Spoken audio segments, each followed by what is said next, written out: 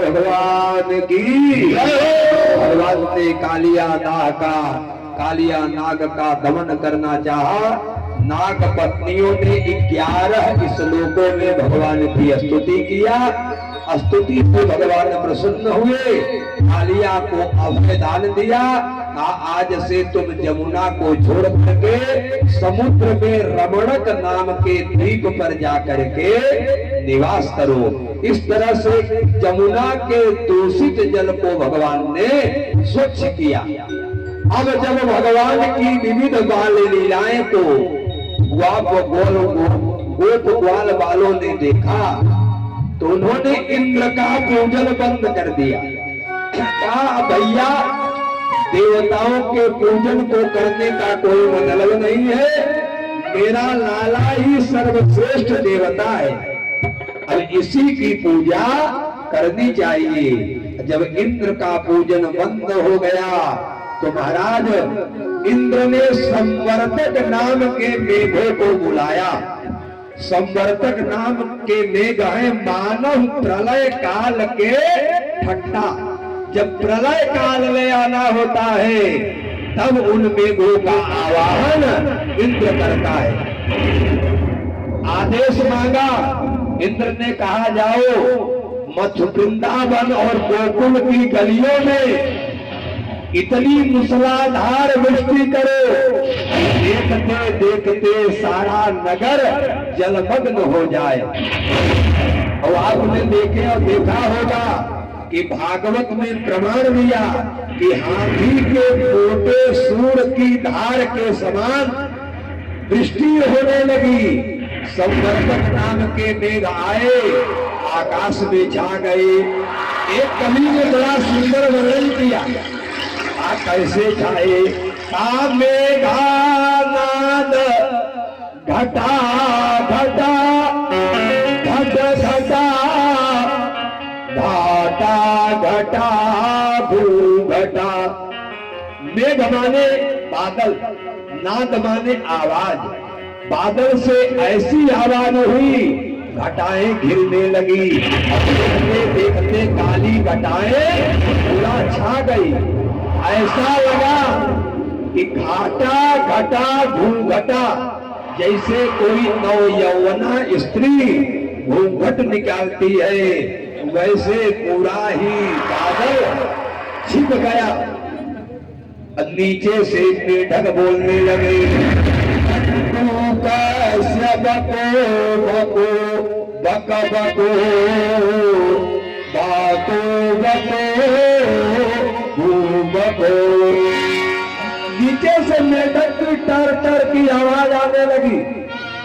आकाश में जगह जगह बिजलियां चमकने लगी। विद्युत चकी मकी चकमकी, चाकी मकी दृश्य से वही चाकी माने वज्र गिरने लगा। अब सारे बाल बाल डर गए, डर करके भगवान की शरण में पहुंचे। महाराज अब आप ही मेरी रक्षा करें, यह सब अनर्थ आपका पूजन करने से ही हुआ है। इंद्र क्रोधित हो गया और प्रलयंकारी संवर्तक नामक मेघों को आदेश दे दिया। अब भगवान गए और अपने कानी अंगुली पर गोवर्धन नाम के पर्वत को उठा लिया। अच्छा, गोवर्धन कौन है? जब रामावतार में जब पुल का निर्माण किया जा रहा था तो हनुमान को भगवान राम ने आदेश दिया कि जाओ एक विशाल पर्वत उखाड़ करके ले आओ, उसी को समुद्र में डाल दो। और हनुमान जी जो ही गोवर्धन को लेकर के वृंदावन पहुंचे, जो ही पता लगा कि पुल का निर्माण तो भगवान की कृपा से हो गया। अब वहीं पर पर्वत रख दो। भगवान ने, हनुमान ने वहीं पर गोवर्धन को रख दिया। गोवर्धन ने रोते हुए हनुमान जी से कहा, भैया दुनिया में सबसे अभागा मैं ही था जो भगवान की सेवा में नहीं जा पाया। हनुमान जी ने कहा, मैं राम का भक्त हूँ, आपको वचन देता हूँ, त्रेता में आपकी सहायता भले ही न लिया हो, लेकिन द्वापर में आपकी सहायता अवश्य ली जाएगी। उसी गोवर्धन पर्वत को भगवान ने अपनी कनिष्ठिका अंगुली से उठा लिया और 7 वर्ष के उस समय भगवान थे। 7 वर्ष के भगवान ने 7 दिन तक अपनी कनगुरिया पर गोवर्धन को उठा लिया। भगवान का एक नाम गोवर्धन धारी हो गया। फिर बोलिए गिरधारी भगवान की। और सारे द्वार द्वार अपने डंडे को लगा करके खड़े हुए हैं। भगवान कहते हैं किसी भी कार्य में, किसी भी धार्मिक कार्य में सबका सहयोग लेना चाहिए, जिससे जीवन में अहंकार न आए। और 7 दिन के भगवान ने, 7 वर्ष के भगवान ने 7 दिन तक गोवर्धन को कनगुरिया पर धारण किया। 7 दिन तक भगवान ने भोजन नहीं किया। और मैया यशोदा एक दिन में 8 पहर होता है, 8 पहर में 8 बार भगवान को भोजन कराती थी। और 7 दिन तक भगवान ने भोजन नहीं किया था। तो 8 गुणे 7, 8 सते 56 प्रकार का व्यंजन बना करके एक साथ भगवान को अर्पित किया। नख पर गिरिवर लीनो धार,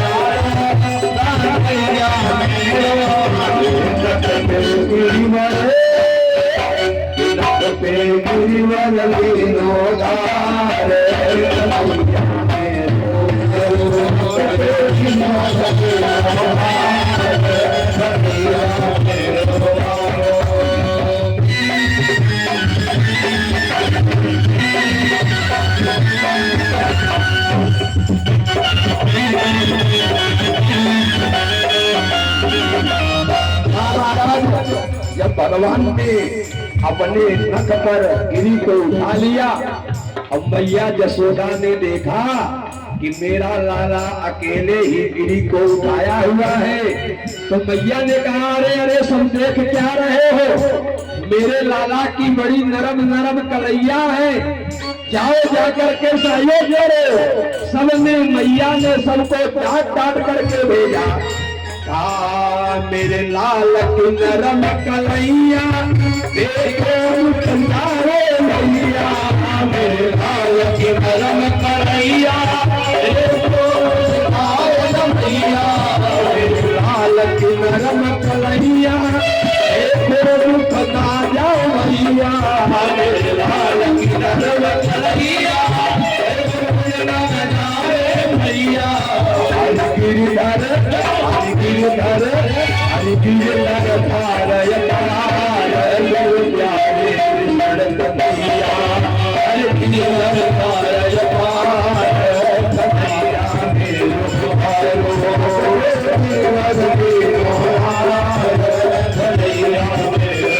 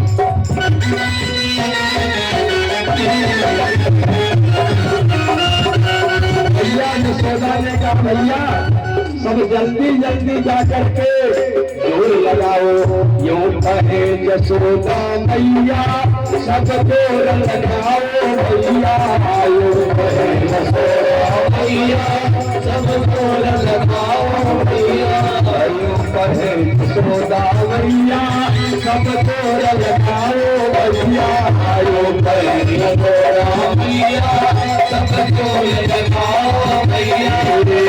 कैसे